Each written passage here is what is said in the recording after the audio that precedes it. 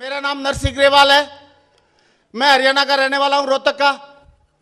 और जब ये बिजनेस को देखा था तो मैं फौज में नौकरी करता था एज ए हवलदार क्लर्क की आर्मी मेडिकल कोर में। और बिजनेस को देखने के बाद मुझे लगा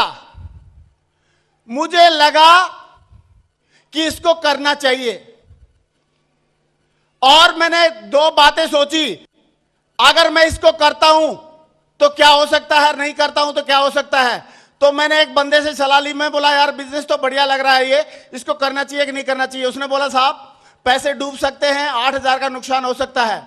तो मैं बैठ के एक बार सोचने लगा। क्या मैंने सोचा, आप जानना चाहोगे? मेरे को हाँ ना में जवाब चाहिए, यस और नो में। और जिसके भी मतलब मुंह में जबान है सारे लोग यस या नो बोलेंगे। अगर किसी भाई बहन के मुंह में तकलीफ है तो गर्दन हिलाएगा, ठीक है? हिला सकते हैं? यस और नो? तो दोस्तों मैंने सोचा अगर मुझे नुकसान इसमें हुआ तो ज्यादा से ज्यादा कितने का होगा? 8,000 का।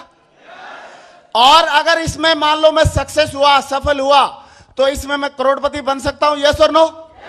लाखों रुपए महीने कमा सकता हूं, यस और नो? बढ़िया गाड़ी चला सकता हूं, यस और नो? बढ़िया घर बना सकता हूं, यस और नो? बीबी का असली हस्बैंड, जो मर्द, बीबी का असली मर्द कौन होता है? जो उसकी ख्वाहिश पूरी कर दे, यस और नो? और बच्चों का असली पापा कौन होता है? जो बोले उनको दिला दे, यस और नो? तो मैं बोला अच्छा, बच्चों का असली पापा बन सकता हूं, बीबी का असली मर्द बन सकता हूं, माँ बाप का अच्छा बेटा बन सकता हूं, और गाड़ी बंगला हवाई जहाज सारी चीजों का एंजॉय कर सकता हूं। तो दोस्तों 8,000 का रिस्क इन सब चीजों के सामने छोटा है या बड़ा है? छोटा है। लेना चाहिए था कि नहीं? मुझे लेना चाहिए था। चलो आप लोगों ने बोल दिया कि भाई चढ़ जा पांडे, हम आपके पीछे हैं, तो मैंने रिस्क ले लिया और मैंने इसमें काम करना शुरू किया। जब काम करना शुरू किया तो शुरुआत में तो मैंने सोचा था कि जिसको भी बताऊंगा वो जरूर समझ जाएगा, क्योंकि मैं समझ गया तो मेरे जैसे समझदार और भी हैं इस दुनिया में, यस और नो? लेकिन जैसे ही 5 लोगों को बताया, पांचों के पांचों ने मना कर दिया। मेरी हवा निकल गई और मैंने अपलाइन से बात की कि सर 5 लोगों को बताया था, सबने मना कर दिया, मुझे नहीं लगता कि मैं डायमंड बन पाऊंगा। तो 5 लोगों ने, सर ने हमारे जो मेरे अपलाइन थे, उन्होंने जिन्होंने ज्वाइन कराया, मैं जरूर उनको धन्यवाद देना चाहूंगा, सैल्यूट करना चाहूंगा दिल से कि उन्होंने मुझे ये प्लान दिखा दिया। अगर प्लान नहीं दिखाया होता तो शायद मैं आज स्टेज पे नहीं होता। और वो कोई नहीं है, वन एंड ओनली इस सिस्टम के और ट्रिपल-एस के पावर हाउस मिस्टर ओम प्रकाश जी। मैं चाहूंगा उनके लिए एक जोरदार ताली हो जाए दोस्तों, जोरदार ताली।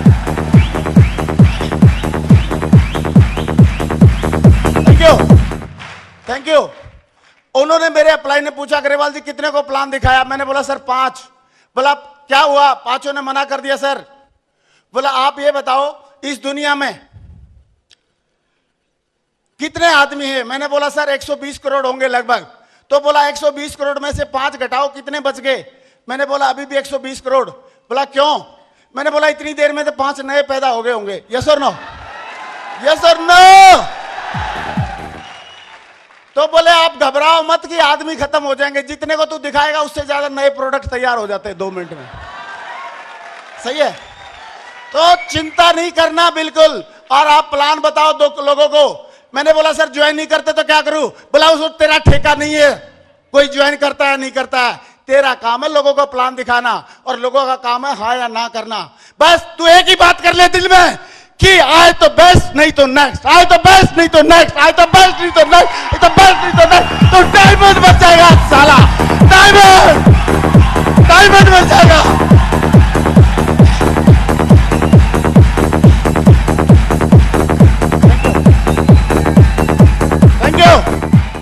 Thank you. और मैंने सोचा यार आए तो बेस्ट और नहीं तो नेक्स्ट करने से अगर डायमंड बनता है तो बनना चाहिए कि नहीं बनना चाहिए? बनना चाहिए कि नहीं बनना चाहिए? यस और नो? कितने लोगों को लगता है बनना चाहिए? एक बार हाथ खड़े करके देखो। Thank you. और दोस्तों उसी टाइम पे मैंने बोला सर से, सर ने बोला ग्रेवाल जी बात समझने की है थोड़ी सी, अगर आप बात समझ लेते हो तो कोई माई का लाल, कोई इस दुनिया का हवा पानी आपको डायमंड बनने से नहीं रोक सकता। मैं बोला वही बता पहले, कौन सी बता दे जिससे हम डायमंड बन सके, यस और नो। तो उन्होंने एक बात बोली, आप ध्यान से सुनना। बोला आपने 2 4 को 5 को दिखा दिया और बात खत्म समझते हो आप। ये कोई 100 मीटर की रेस थोड़ी है कि आप उधर से उधर दौड़े, जीत गए तो ठीक है नहीं तो हार गए। ये तो भैया मैराथन रेस है। कैसी रेस है? आप दौड़ते रहो, फिर पानी पी लो, फिर दौड़ लो, फिर पानी पी लो, फिर दौड़ लो। कौन मना करता है? दौड़ता सही है, कोई मना नहीं करता। दूसरी बात, कम समय में ज्यादा लोगों को प्लान दिखाना है। मैंने बोला वो कैसे? तो उन्होंने एक एग्जांपल दिया। आप लोगों ने गोली सुना होगा, गोली कंचा, कंची या कंचा या जो भी है, गोली सुना? और बोला एक गड्ढा होता है, उसको क्या बोलते हैं? क्या बोलते हैं? अच्छा, कोई बोलता है गुच्चू, कोई बोलता है गड्ढा, जो भी है सही है। ओके, तो बोला ग्रेवाल जी अगर आपके हाथ में एक गोली है, कंचा है और एक गड्ढा है, उसमें आपको डालना है एक, तो आप डालोगे दूर खड़े होके? मैं बोला सर कोई गारंटी नहीं है, कोशिश करेंगे, डलेगा तो ठीक है, नहीं डलेगा। बोला अगर आपके पास 2 गोली हैं, 2 कंचे हैं, तो आप फिर आप डाल दोगे? मैंने बोला सर फिर भी भगवान का नाम लेना पड़ेगा, दोनों में से एक डल भी सकता है, नहीं भी डल सकता है। लेकिन बोला ग्रेवाल जी अगर आपके हाथ में 100 गोली है, कितनी गोली है? 100 कंचे हैं, 100 कंची हैं, और अगर आपने 100 कंचे उस बिल में फेंकोगे तो 2 4 डल जाएंगे कि नहीं डल जाएंगे? मैंने बोला सर साला आंख बंद करके फेंकूंगा तो भी 2 4 तो डल ही जाएंगे। Yes sir no, yes sir no, dull जाएंगे कि नहीं डल जाएंगे? Thank you. मैंने बोला सर डल जाएंगे, आप लोग बताओ डल जाएंगे कि नहीं? फिर बोला डरना किसका? ग्रेवाल जी बाजार में कंचों की कमी है क्या? पकड़ पकड़ के डालते जाओ, ये प्लान जो है आपका वो गड्ढा ही है, उसमें ले ला के डालते जाओ। 150 डालोगे तो पता लगेगा आपको, आपकी रिकमेंडेशन पूरी होगी और आपका काम शुरू हो गया। मैंने सोचा ये फार्मूला तो बढ़िया है, अपनाना चाहिए कि नहीं अपनाना चाहिए? यस और नो? लेकिन लोग उसी टाइम पे दिमाग लगाना शुरू करते हैं। उसी टाइम पे आप लोगों ने सुनी होगी, मैं आज फिर सुनाऊंगा। 3 बच्चे थे चिड़िया के, उसकी कहानी सुनी होगी लेकिन मैं आज जरूर सुनाऊंगा। एक चिड़िया के 3 बच्चे थे और उनको उड़ना सिखाना था। तो ऊंचे पेड़ पे, पहाड़ी के ऊपर एक पेड़ था, उस पे लेके गई चिड़िया और उनको बोला, पहाड़ी उस पेड़ पर से धक्का मारती थी ताकि ये उड़ना सीख ले। तो पहले वाले को, चिड़िया को बोला, बच्चे को बोला चिड़िया ने, चिड़िया जो माँ थी उसने बोला बेटा ऐसा है, मैं आपको यहां से धक्का मारूंगी, आप एक वेग से, स्पीड से नीचे की तरफ जाओगे, लेकिन आपका काम केवल एक ही है, पंख हिलाते रहना। क्या करते रहना? गर्दन ऊपर रखना और पंख हिलाते रहना। तो बोला ठीक है मम्मी। पहले वाले को धक्का मारा, उसने थोड़ी देर पंख हिलाए, लेकिन बड़ी स्पीड से नीचे जा रहा था, ग्रेविटेशन फोर्स खींच रहा था नीचे की तरफ। तो नीचे जा रहा, वो बच्चा डरने लगा। उसने सोचा यार मैं तो नीचे जा रहा हूं, गिर जाऊंगा और गिरूंगा तो मर जाऊंगा, मुझे लग रहा है मम्मी कुछ बताना भूल गई और मुझे कुछ और करना चाहिए। तो उस टाइम पे पंख हिलाने के अलावा और क्या कर सकता है? वो एक ही काम कर सकता है, पंख हिलाने बंद कर सकता है। और उसने बंद कर दिए और टपक गया, टपकते ही मर गया। सही है? दूसरे बच्चे को समझाया, बोला देख पहले वाला गया, तूने देख लिया, बीच में रुक गया पंख हिलाने से, अभी तू रुकना नहीं बेटा, पंख हिलाते रहना, एक स्पीड तक नीचे जाओगे, पंख हिलाते रहना, एक ऐसी सिचुएशन आएगी आप स्टेबल हो जाओगे और फिर पंख हिलाते रहोगे तो ऊपर उड़ जाओगे। तो दूसरे वाले ने भी छलांग लगाई और पंख हिलाया। एक स्टेज के बाद काफी नीचे चला गया और डरने लगा, घबराने लगा, और फिर पंख हिलाता रहा हिम्मत करके, तो ऐसे स्टेबल चलने लगा। और उसी टाइम पे उसको ख्याल आया कि यार मैं तो ऊपर की तरफ उड़ ही नहीं पा रहा हूं, लग रहा है मम्मी कुछ बताना भूल गई, मुझे कुछ और करना चाहिए। और करेगा तो क्या करेगा? पंख हिलाना बंद, और वो भी टपक गया और मर गया। तीसरे वाले बच्चे को बोला कि बेटा 2 भाइयों का देख चुका है तू हाल, अभी तू पंख हिलाना बंद मत करना, अगर तू पंख हिलाता रहेगा तो पक्का स्टेबल हो जाएगा और फिर ऊपर भी उड़ जाएगा। तो तीसरे बच्चे ने बोला नहीं मम्मी अभी गलती नहीं करूंगा, और उसने ऐसे ही छलांग लगाई, पंख हिलाते रहा, वो भी नीचे आया, फिर भी पंख हिलाते रहा। लेकिन जब स्टेबल सिचुएशन आई तब भी उसको भी डर लगा, लेकिन फिर भी पंख हिलाता रहा और ऊपर की तरफ उड़ गया और उड़ना सीख गया वो। Thank you. इसका मतलब यह है कि मैंने जैसे ज्वाइन किया या हमारे सर लोगों ने जैसे ज्वाइन किया, ऐसे ही हमने भी पंख हिलाए, हमको भी डर लगा, हम भी नीचे की तरफ गिरे, हम भी मतलब पीछे नीचे की तरफ ग्रेविटेशन फोर्स जब और बच्चों के लिए काम किया वो हमारे लिए भी काम किया। लेकिन अपलाइन ने बोला बेटा पंख हिलाते रहना। क्या करते रहना? पंख हिलाते रहने का मतलब प्लान दिखाते रहना और हर एक मीटिंग में जाते रहना, प्लान दिखाते रहना, हर एक मीटिंग फंक्शन में जाते रहना, प्लान दिखाते रहना, हर एक मीटिंग फंक्शन में जाते रहना। और एक दिन ऐसा आएगा तू पक्का डायमंड बन जाएगा और हम डायमंड बन गए। यही एक राज है। Thank you.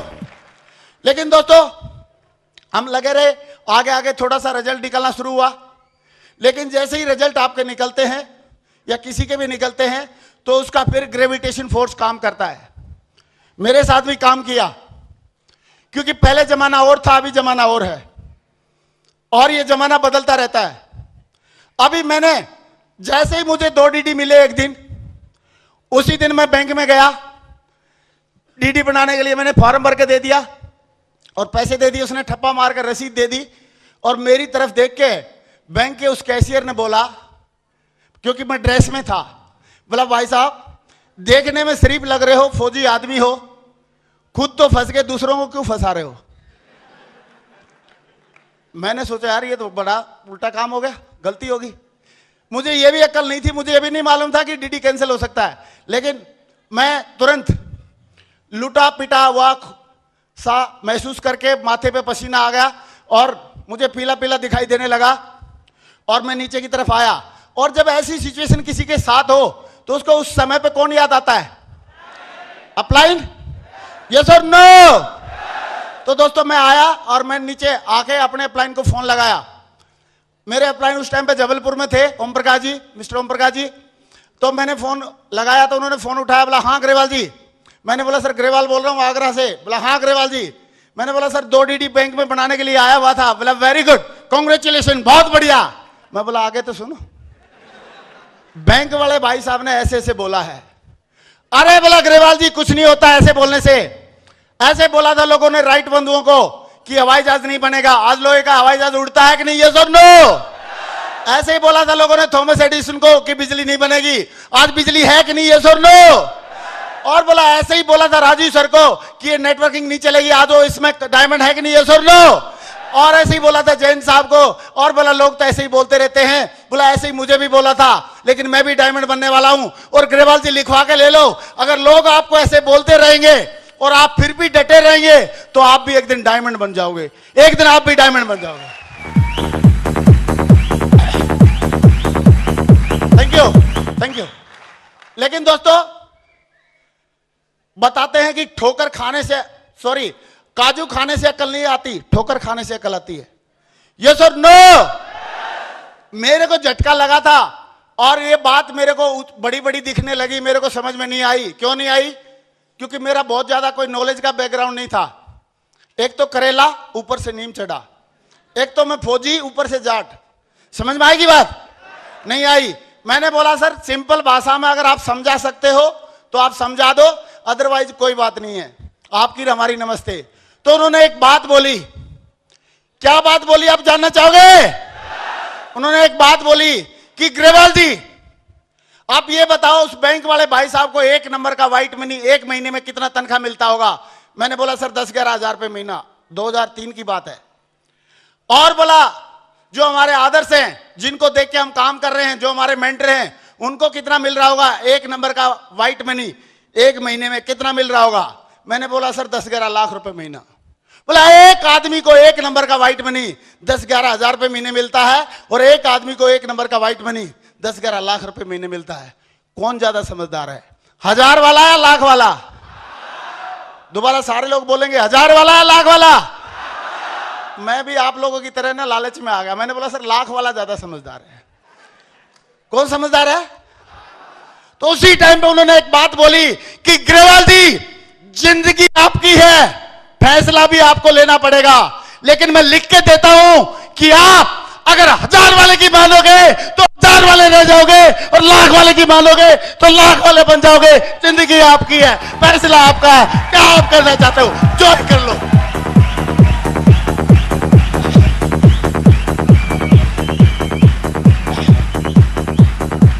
Thank you, thank you.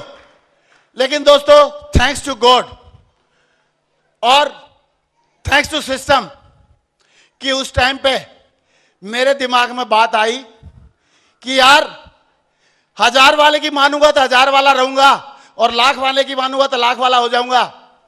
1000 वाला तो मैं पहले ही हूं, 8-9 हजार रुपए की महीने की नौकरी तो पहले ही कर रहा था। किसकी माननी चाहिए, 1,00,000 वाले की?